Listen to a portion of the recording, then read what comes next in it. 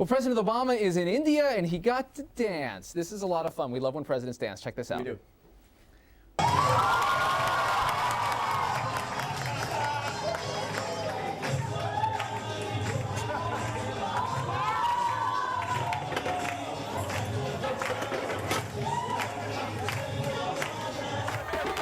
And we're a little bit of a flashback dancing. This is, of course, President Obama's predecessor, getting down, getting jiggy with it, you know, whatever the kids are doing. I kind of find, I like the Bush thing because he has the added musical element. I don't know. He did. You have to be secure in the presidency before you can get on the bongos, though. That was a little bit that's later. That's definitely a second term kind of a dance there. I think that's right. All right. All right. We've got our friend here of New York Times, Jeff Zeleny. Thank you for joining us here hey on Topline. So we just heard George Pataki endorse Sarah Palin.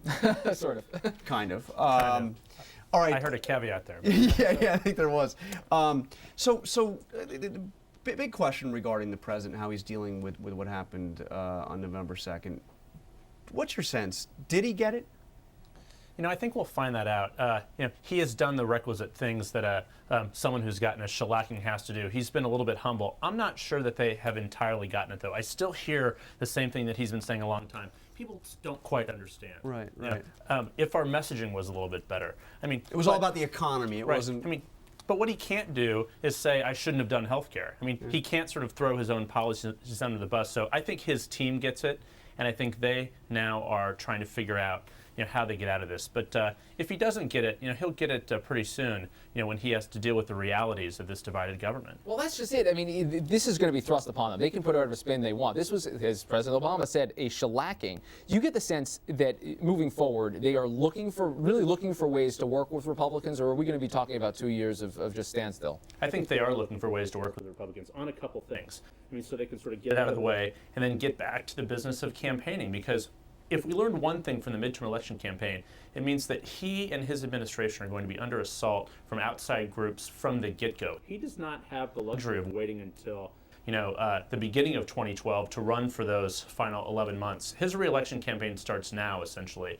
So, I think they can't help but get the message here. Okay, what do they really think about Pelosi staying on and running for leader again? I have not talked to one single Democrat, even people who like her, who think this is a good idea. Not one single Democrat in the White House, in the sort of upper stratospheres of the party. Sure, some of her supporters in her base and her liberal members of the caucus think it's fine, but at the White House, over in India on this trip, no one that I talked to thinks it's a good idea. But they can't get in an overt way. Nancy Pelosi is as loyal as they come. It's too late. I mean, she has said she's running. I mean, one would think that this maybe should have been negotiated in advance. Speaker, we have a great ambassadorship post for you. If things don't work out, Italy, you name it. The Pentagon's open. Where do you want to be? Exactly. But I do not think that they want her in this position. But as minority leader, she will not have near the prominence as Speaker. Right, she will have a much diminished role. So I mean, it's going to be more President Obama and Speaker Boehner as opposed to Pelosi. Now, Jeff, I hate to cut you off here, but you have breaking news to report. This is actually very important. Well, there's more to talk about with Pelosi, Of course, there's lots to talk about Pelosi, but we like to bring you news here at ABC News, especially on Topline. Now, not everything's counted yet, but ABC News has a projection to make. We have made all of the tallies in our own internal contest for the best political mind at ABC News. And look at that, Rick Klein comes out on top. John Carl wasn't even close. This is an outrage. Again, we can have a recount if we like. First of all, I would like to do a recanvassing, and Rick, really, this isn't about who wins or loses. This is about the analysis. This is about the direction of the country. Whether or not pundits choose one way or the other, it just doesn't matter. Congratulations. Thank you, Jeff. Yes. I appreciate it. There is a gracious man. You should man up and do the same. Appreciate Man it. up. Twitter.com/. All right. Nice.